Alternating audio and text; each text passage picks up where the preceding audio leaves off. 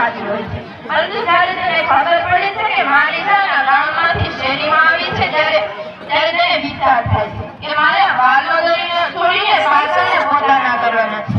તે પ્રિયની દરેક સંભાળને પોતાના હૃદયના ખૂણે ધરવી દે છે.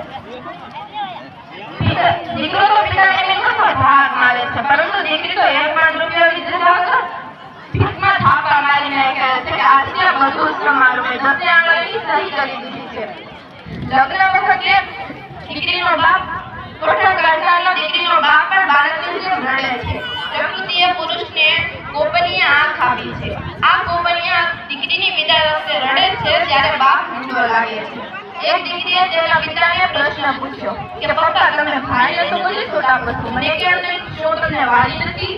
ત્યારે તે દીકરીના પિતાને ખૂબ સરસ રીતે જવાબ આપે છે કે બેટા દીકરો છે ને તે મારું સોનું છે,